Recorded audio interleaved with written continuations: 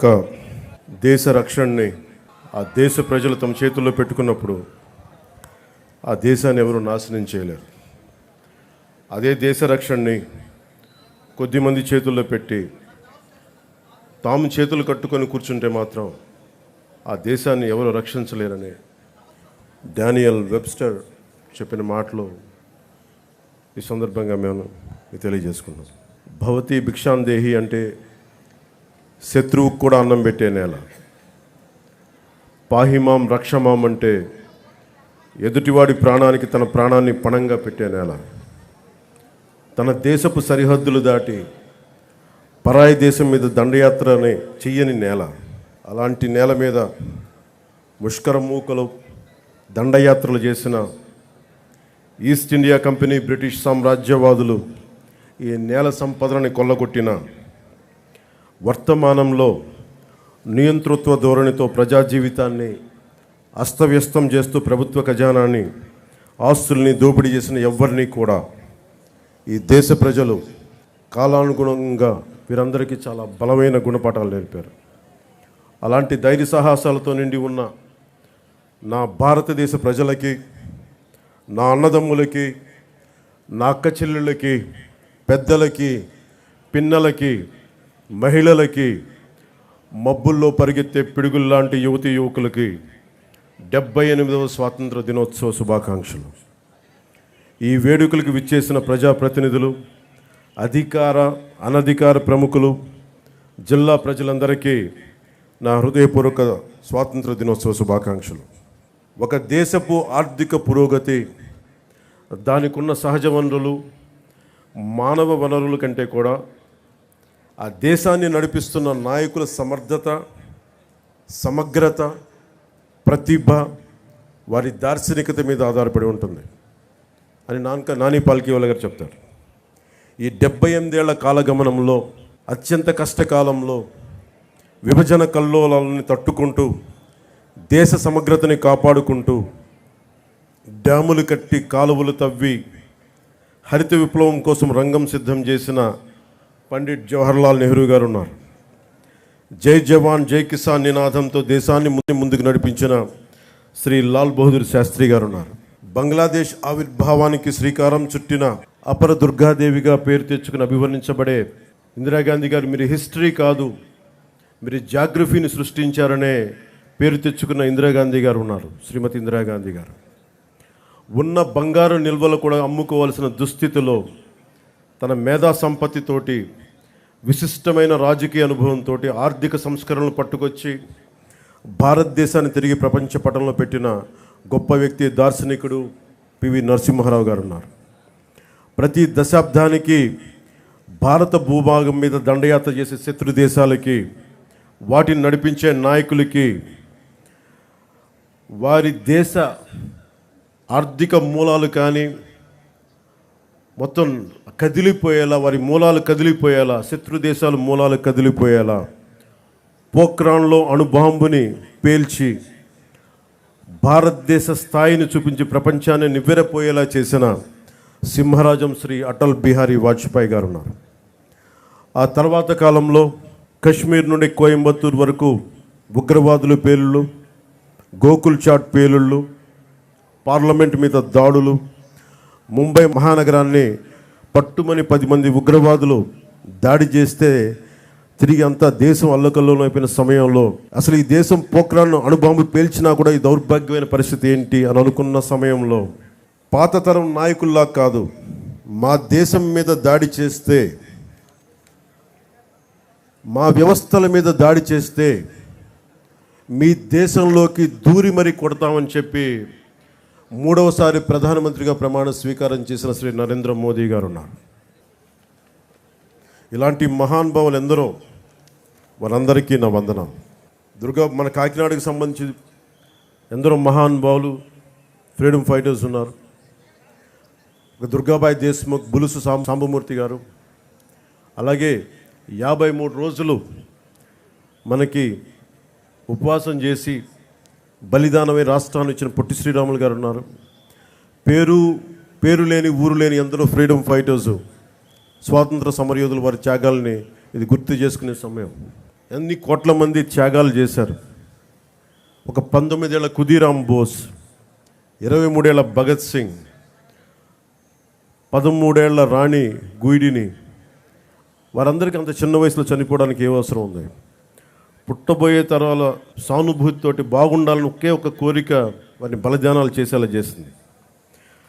మనం ఎవరి త్యాగాల మీద, బలిదానాల మీద మనం బతుకుతున్నామో వారిని గుర్తు తెచ్చుకోవడానికి, బాధ్యతగా భవిష్యత్ తరాలకి మనం అదే భవిష్యత్తుని, బలమైన భవిష్యత్తుని ఇవ్వడానికి ఇది ఈ రోజుని మనం తీసుకుంటాం.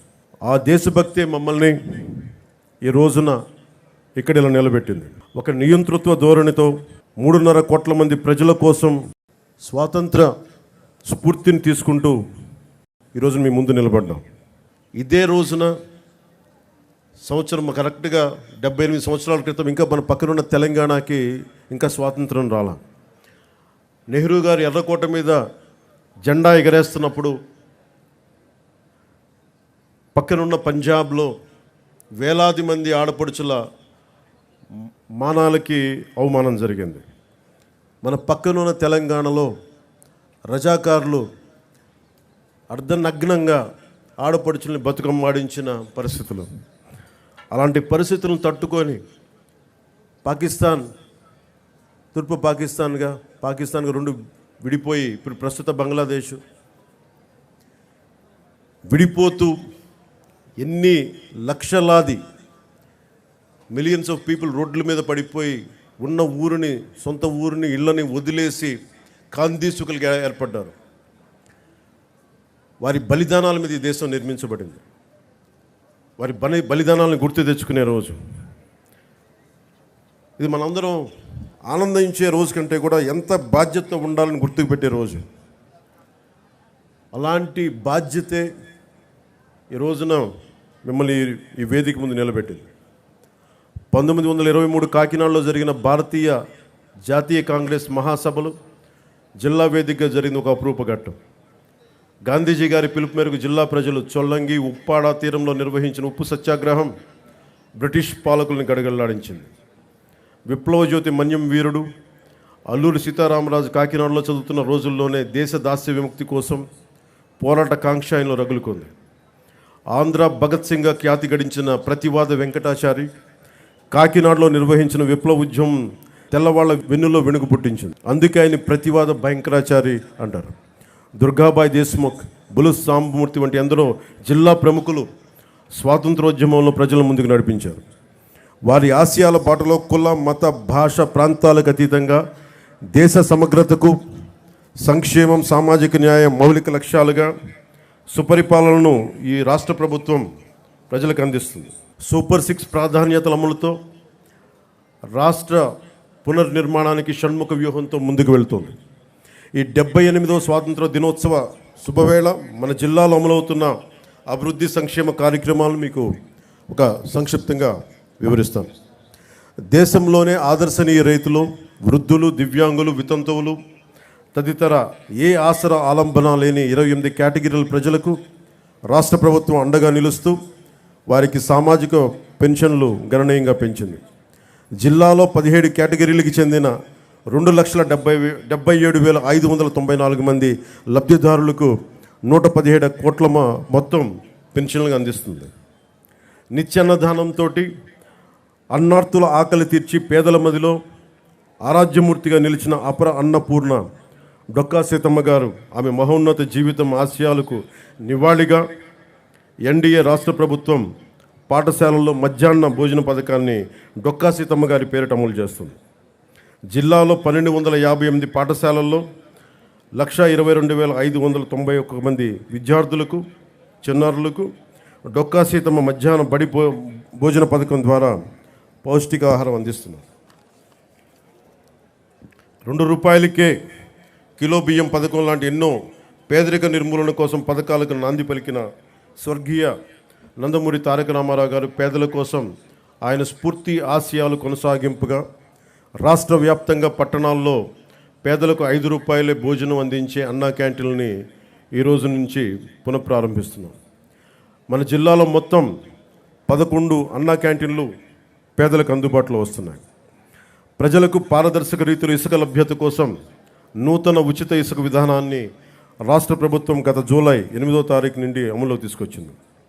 తొలి విడత ప్రధాన్ మంత్రి ఆవాస్ యోజన పథకం కింద జిల్లాలో వచ్చే అక్టోబర్ నెల నాటికి 4,500 గృహాల నిర్మాణం పూర్తి చేసేందుకు 100 రోజుల ప్రణాళిక అమలవుతోంది.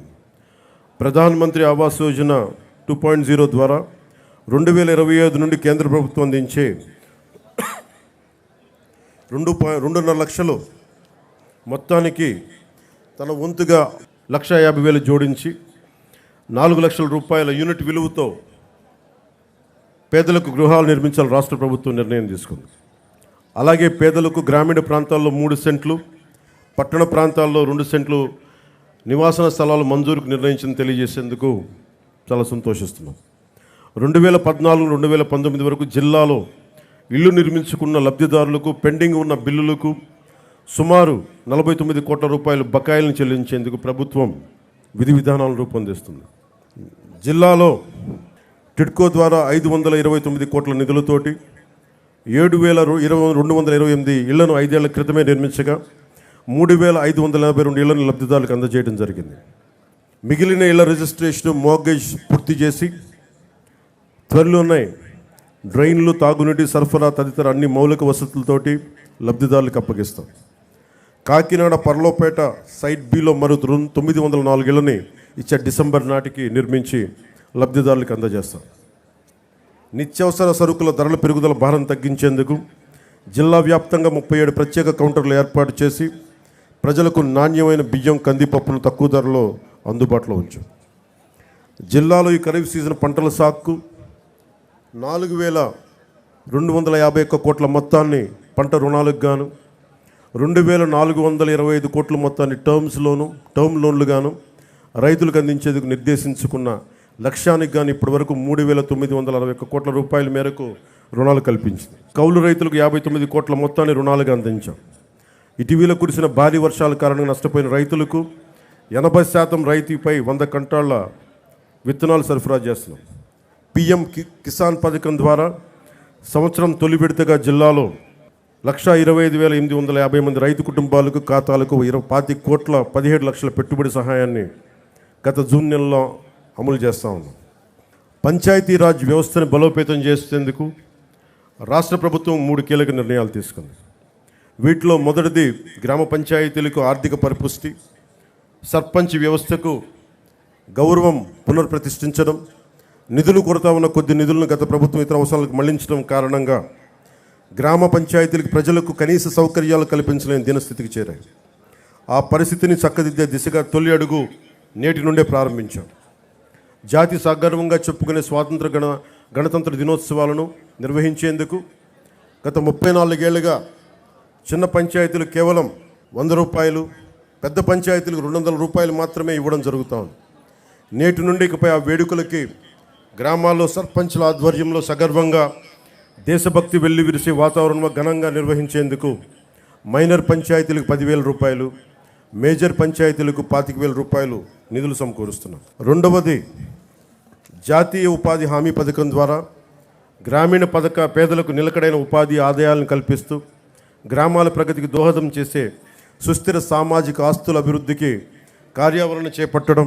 అందులో భాగంగా జాతీయ ఉపాధి హామీ పథకం నిధులతో తమ పంచాయతీల్లో చేపట్టవలసిన ప్రయోగకరమైన పనులపై సర్పంచులు, స్థానిక ప్రజాప్రతినిధులు, ప్రజలు సమాలోచన చేసి తీర్మానాలు చేయాలని సూచించి రాష్ట్రంలో 13,326 గ్రామ పంచాయతీలన్నింటిలోనూ ఒకే రోజున గ్రామ సభలు నిర్వహిస్తున్నాం. మూడవ కీలక నిర్ణయం రాష్ట్రంలో ప్రతి ఇంటికి కుళాయి ఏర్పాటు, ప్రతి వ్యక్తికి సురక్షితమైన తాగునీరు అందించడం ప్రభుత్వాలు పౌరులు కల్పించాల్సిన కనీస మానవ హక్కు. దేశంలో ఈ లక్ష్య సాధనకు గౌరవనీయ ప్రధానమంత్రి శ్రీ నరేంద్ర మోదీ గారి నేతృత్వంలో కేంద్ర ప్రభుత్వం బృహత్తర స్థాయిలో జల్ జీవన్ మిషన్ కార్యక్రమాన్ని 2019 ఆగస్టు 15 నుండి అమలు చేస్తూ ఉంది. దురదృష్టవశాత్తు గడిచిన 5 ఏళ్లలో మన రాష్ట్రంలో ఈ పథకాన్ని సద్వినియోగం చేసుకోలేదు. 5 ఏళ్లలో 27,000 కోట్ల నిధులు ఖర్చు చేయవలసి ఉండగా కేవలం 4,000 కోట్లు మాత్రమే ఖర్చు చేయడం జరిగింది. ఖర్చు చేసిన 4,000 కోట్లతో కూడా కేవలం సొమ్ము చేసుకునే పైప్ లైన్లు పనులే చేసి తాగునీరు అందించేందుకు అత్యవసరమైన వాటర్ సోర్స్ వనరుల అభివృద్ధి పనులు మాత్రం పూర్తిగా విస్మరించడం జరిగింది. ఫలితంగా జలజీవన్ మిషన్ యొక్క లక్ష్యం రాష్ట్రంలో సాకారం కాలేదు. ప్రతి ఆవాసంలో తాగునీటి సరఫరా పరిస్థితిని సమీక్షించేందుకు 12 అంశాలపై రాష్ట్రంలో పల్స్ సర్వే చేపట్టాం. పల్స్ సర్వేలో సేకరించిన సమాచారం ఆధారంగా రాష్ట్రంలోని ప్రతి ఇంటికి తాగునీటి కుళాయి ఏర్పాటుకు పటిష్టమైన సత్వర కార్యాచరణకు రూపకల్పన చేయబోతుంది.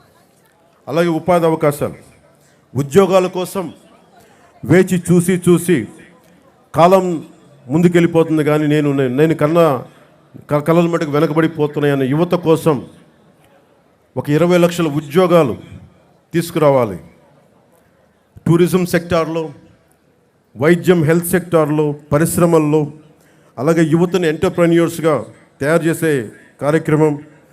దానికి ముందు స్కిల్ డెవలప్మెంట్ జరగాలి. పెట్టుబడులు వచ్చేలాగా పొలిటికల్ స్టెబిలిటీతో ఈ రాష్ట్ర పెట్టుబడిదారులందరికీ, ఎవరైతే పెట్టుబడి వస్తారో పారిశ్రామికవేత్తలకి, వారికి భరోసా ఇవ్వడం పొలిటికల్ స్టెబిలిటీతో. అలాగే 974 కిలోమీటర్లు, దాదాపు మిగతా అన్ని కలుపుకుంటే 1047 కిలోమీటర్ల తీర ప్రాంతం ఉంది. ఈ తీర ప్రాంతంలో యువతకి ఈ నీలి విప్లవం ద్వారా మత్స్య సంపద మీద, వాటికి సంబంధిత వ్యాపారాల మీద ఒక బలమైన ప్రణాళికతో ముందుకు రాబోతున్నాం.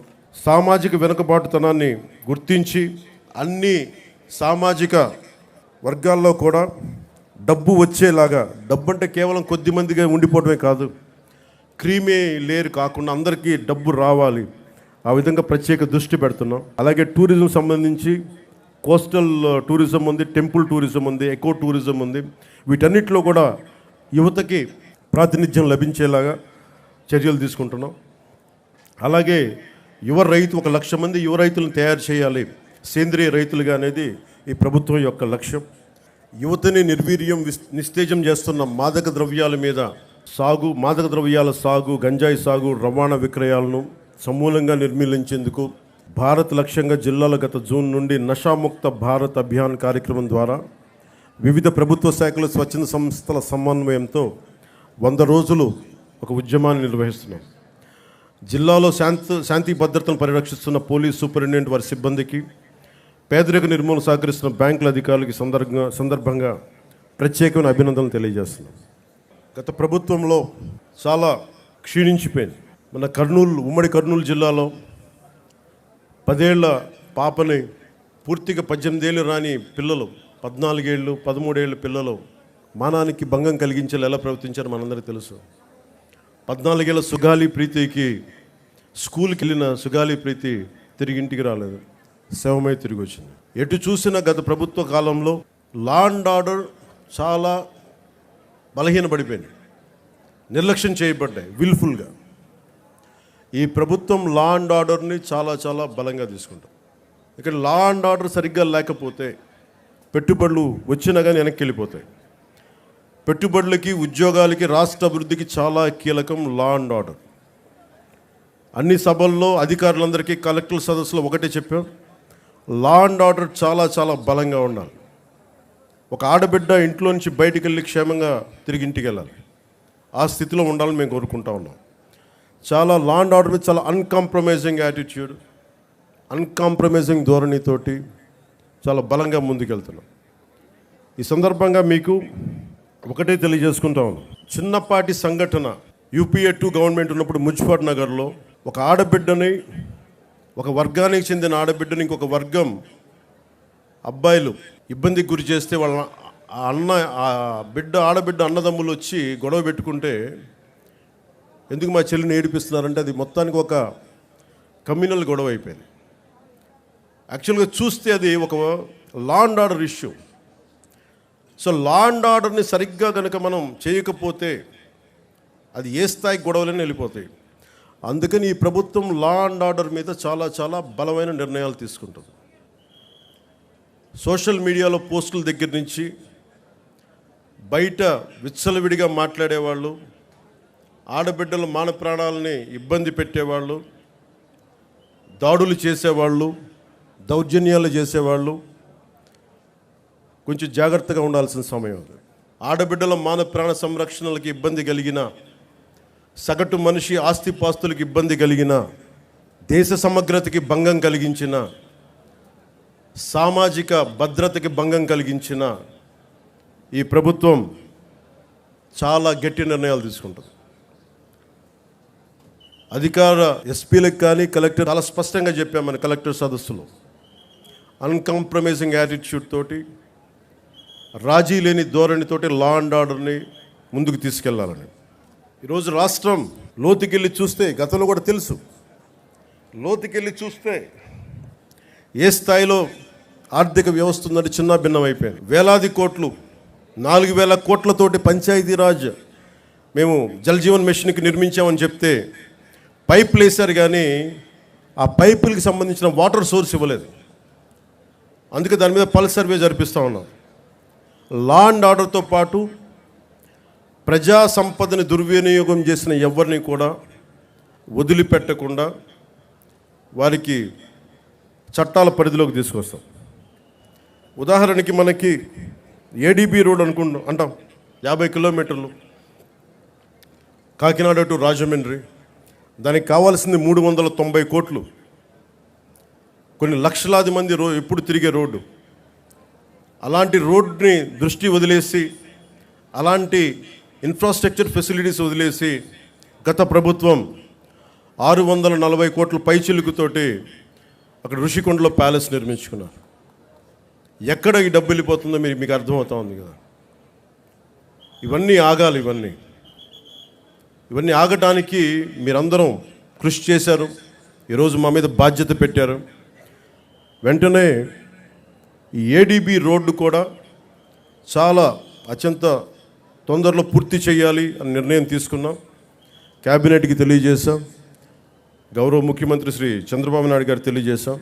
ఈ ఏడీబీ రోడ్డు కూడా త్వరగా పూర్తి చేసే బాధ్యత ఈ కొత్త ప్రభుత్వం తీసుకుంటుంది. మన కర్ణాటకకి వెళ్తే రెడ్ శాండర్స్, మన ఎర్రచందనం దొంగలు మన అడవుల్లో కొట్టేసి, శేషాచలం అడవుల్లో కొట్టేసి కర్ణాటకలో తరలిస్తూ ఉంటే కర్ణాటకలో పట్టుకున్నారు. 100 కోట్ల రూపాయలు ఒకసారి, 40 కోట్ల రూపాయలు ఇంకొకసారి. ఆంధ్రప్రదేశ్ చెందిన ఎర్రచందనం దొంగల్ని మన కర్ణాటక ప్రభుత్వం తీసుకుంది. అక్కడ ఫారెస్ట్ అధికారులు చెప్పారు, వేలం వేశారు. ఆ డబ్బు కర్ణాటక ప్రభుత్వానికి వెళ్ళిపోయింది. అదే 140 కోట్లు కనుక మనకు ఉండుంటే, రాష్ట్ర ఖజానాలు కనుక ఉండుంటే, ఎంతమంది విద్యార్థుల్ని అంబేద్కర్ విదేశీ విద్యా పథకానికి పంపించవచ్చు, ఫీజు రీఎంబర్స్మెంట్లు చేయొచ్చు, ఇలాంటివి ఎన్నో చూడొచ్చు. కానీ దురదృష్టం ఆ పరిస్థితుల్లో లేదు. సో మేము ముందుకొచ్చి ఇవన్నీ బయటికి తీసి ఆ నిధుల్ని అవన్నీ తిరిగి మనకి చెందేలాగా ఒక ప్రయత్నాలు మొదలు పెడతాం. మా మీద చాలా బలమైన బాధ్యత పెట్టారు మీరందరూ. ఆ బాధ్యతని చాలా జాగ్రత్తగా, బరువు బాధ్యతలతోటి ముందుకు తీసుకెళ్తాం.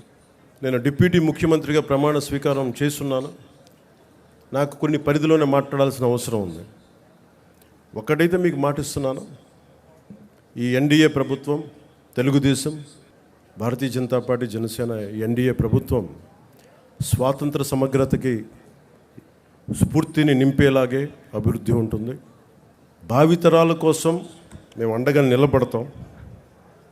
ఒక దేశపు సంపద నదులు కాదు, అరణ్యాలు కాదు, ఖనిజాలు కాదు, కలల ఖనిజాలతో చేసిన యువత. ఆ యువత కోసం పెద్ద ఎత్తున మన బాధ్యతతోటి పెద్ద ఎత్తున కార్యక్రమాలు చేపడతాం.